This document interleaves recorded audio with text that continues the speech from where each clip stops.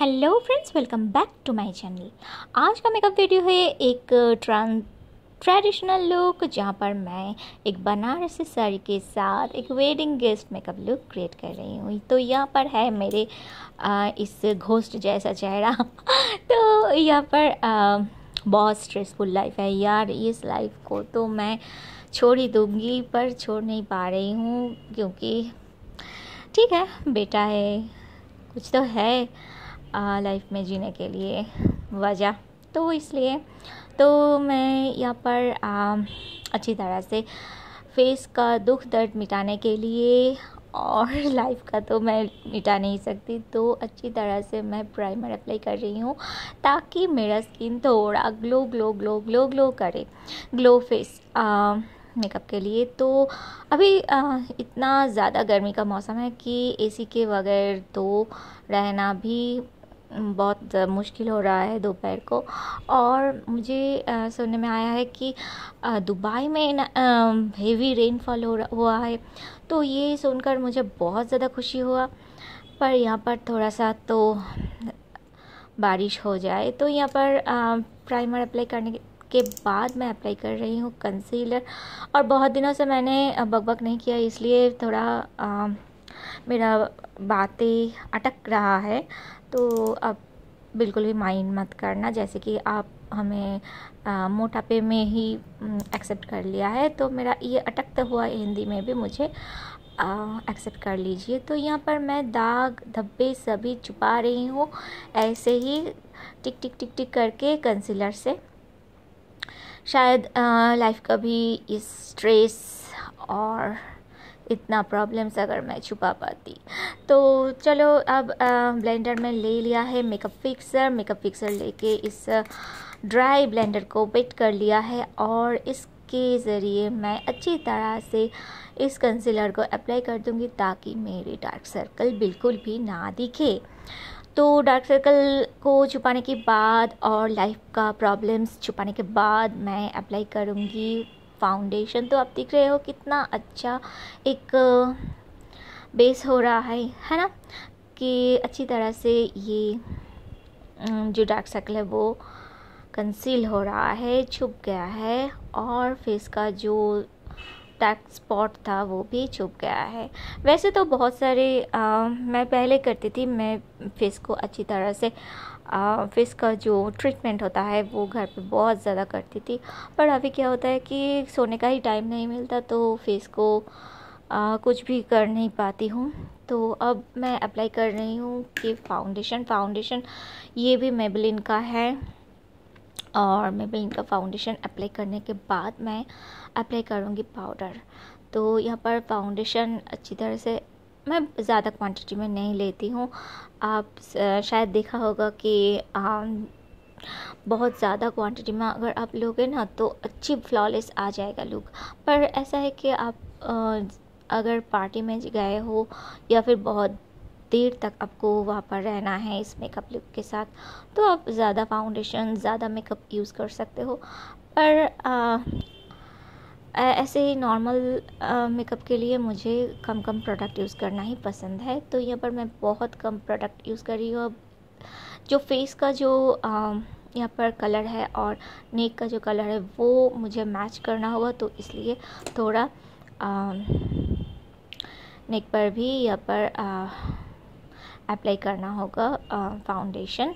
तो आप चाहो तो कोई भी फाउंडेशन अप्लाई कर सकते हो, पर मुझे मैं अभी ये परचेस किया है मेबेलिन, तो मैं यही फाउंडेशन मैं अभी अप्लाई कर रही हूँ। तो फाउंडेशन मैं जब परचेस करती हूँ तो उसका कॉस्ट मैं पहले देखती हूँ कि चलो कम कॉस्ट में कौन सा है। तो उसके बाद मैं अप्लाई कर रही हूँ पाउडर। और पाउडर बेबी पाउडर मुझे बहुत अच्छा लगता है यूज़ करने में, क्योंकि इसका पार्टिकल साइज़ बहुत छोटा होता है और मुझे एलर्जी भी नहीं होता है। ऐसे ही कि कोई कुछ ऐसा स्ट्रॉन्ग स्मेल वाला कुछ अगर मैं यूज़ करती हूँ ना मेरी स्किन पर या मेरे फेस पर, तो मुझे थोड़ा एलर्जी हो जाता है, तो स्नीजिंग आ जाता है। तो पर ये बेबी पाउडर अप्लाई करने से मुझे कोई भी प्रॉब्लम नहीं आता है। तो मैं बहुत सारे परफ्यूम्स भी मैं अप्लाई कर नहीं पाती हूँ, इसलिए तो यहाँ पर पाउडर को अच्छी तरह से अप्लाई करने के बाद मैं अप्लाई कर रही हूँ अपना आईब्रोज़ को ड्रॉ करने जा रही हूँ। आईब्रोज़ को ड्रॉ करने के लिए मुझे ये आईब्रो पैलेट मुझे अच्छा लगता है। ये स्विस ब्यूटी का आईब्रो पैलेट है, जो जिसमें अब आईब्रोज़ पाउडर भी दिखते हैं और आईलाइनर काजल जो है वो भी होता है, 2 in 1 है। तो इसका जो आईब्रो पाउडर है वो मैं अप्लाई कर रही हूँ आईब्रोज़ पर, और आईब्रोज़ पर ये अप्लाई करने के बाद मैं अप्लाई करूँगी जो आईज़ का जो काजल है वो मैं अप्लाई करूँगी। तो यहाँ पर ना आप देख सकते हो मेरा आईब्रोज़ कितना अच्छी तरह से ड्रॉ हो गया है। तो इसके साथ जो आईब्रो ब्रश आता है वो आप यूज़ कर सकते हो। तो मैं दूसरी ब्रश से कर रही हूँ। ये ब्रश थोड़ा क्या है कि कंफर्टेबल नहीं है इस ब्रश को यूज़ करने में। इसके साथ जो आता है वही बहुत ज़्यादा अप्लाई करने में बहुत प्रॉब्लम नहीं होता है। तो अब मैं अप्लाई कर रही हूँ थोड़ा सा कंटूर इसलिए कि थोड़ा नोज़ शेप में दिखे। और अगर मैं पार्टी, ट्रेडिशनल पार्टी या फिर ऐसे गेस्ट लुक जो मैं अगर क्रिएट करना चाहती हूँ तो वहाँ पर ना थोड़ा सा अगर फेस को शेप में ना दिखे तो नहीं अच्छा लगेगा। अगर आप नॉर्मल डे के लिए तैयार हो रहे हो तो ठीक है, कंटूर की ज़रूरत नहीं है। पर कुछ भी पार्टी या फिर ओकेशन के लिए अगर आप तैयार हो रहे हो तो थोड़ा कंटूर कर लेना भी चाहिए। तो यहाँ पर मैं थोड़ा नोज़ को शेप में लाने की कोशिश कर रही हूँ। पर क्या है कि ये हो गया और अब फेस की बारी है। तो फेस में जो कंटूर अप्लाई हुआ है वो भी मैं अच्छी तरह से ब्लेंड कर रही हूँ ताकि कुछ ज़्यादा ना दिखे। और यहाँ का जो चीन का जो कंटूर है वो भी थोड़ा चीन को थोड़ा शार्प दिखाने के लिए मैं अप्लाई कर रही हूँ। तो फेस का जो ये कंटूर है मैं थोड़ा ब्लेंड कर देती हूँ ताकि मेरा जो फेस है थोड़ा शेप में आ जाए। अब मैं अप्लाई कर रही हूँ ब्लश। इस ब्लश का कलर ना बहुत लाइट है और कुछ फेस पर है ऐसा नहीं दिखता है, कि बहुत ही नॉर्मल एक नेचुरल लुक देता है। तो इसलिए मैं इस ब्लश को अप्लाई कर रही हूँ। यहाँ पर बहुत ज़्यादा गर्मी है और ऐसे पाउडर अप्लाई करने के बाद पाउडर का तो कुछ पता भी नहीं चल रहा है कुछ देर बाद। तो ऐसे ब्लश अप्लाई कर देने के बाद मैं ना अभी ये वाइट काजल से मैं पहले आईज़ को ड्रॉ कर रही हूँ, क्योंकि इसके बाद मैं ब्लैक कलर का काजल अप्लाई करूँगी। तो यहाँ पर आईज़ थोड़ा लार्ज दिखे इसलिए मैं पहले वाइट कलर का काजल अप्लाई कर रही हूँ। ऐसा है कि आप ब्लैक कलर के बाद भी वाइट कलर अप्लाई कर सकते हो, पर मेरा हाथ उतना सेट नहीं है, इसलिए क्या होता है कि वाइट कलर बहुत ज़्यादा अप्लाई हो जाता है, इधर उधर चला जाता है, इसलिए मैंने पहले यूज़ किया। अब मैं करूँगी आई शेडो का अप्लाई। यहाँ पर इस आई शेडो को मैं बहुत टाइम इस आई शेडो को अप्लाई कर चुकी हूँ और इसी आई शेडो का अप्लाई करूँगी जो आइज़ के ऊपर। आप चाहो तो आइज़ के ऊपर बहुत ज़्यादा प्राइमर या फिर कंसीलर अप्लाई करके ना आइज़ के ऊपर जो बेस कलर है वो आप कर सकते हो, वाइट कर सकते हो, क्योंकि उसके ऊपर आप जब आई शेडो अप्लाई करोगे वो बहुत ज़्यादा डीप दिखेगा, ठीक है। पर मैंने क्या किया, जो कलर है वही उसी में ही मैं अप्लाई कर दिया। तो ये भी अच्छा दिखेगा मेकअप के बाद, आप देख लेना। तो यहाँ पर मैं इस आई शेडो का अप्लाई कर रही हूँ। यहाँ पर भी मैं ज़्यादा आई शेडो अप्लाई नहीं करूँगी, थोड़ा सा डेप्थ देने के लिए जितना हो सके उतना ही। और इसका ब्रश मुझे नहीं मिल रहा है, तो इसी ब्रश से ही मैं अब आइज़ का मेकअप कर लूँगी। तो आइज़ का जो आईलाइनर का अप्लाई कर लूँगी। तो अब आईलाइनर मैं पहले लोअर लैशेस की इस लाइन को ड्रॉ कर रही हूँ। तो इस ब्रश के साथ मुझे प्रॉब्लम हो रहा है क्योंकि इस ब्रश बहुत थिक है। तो जितना थिन ब्रश होता है ना उतना अच्छा है यूज़ करना, प्रॉब्लम नहीं होता है। तो इस थिक ब्रश से ही मैं आज अप्लाई करूँगी ये आईलाइनर।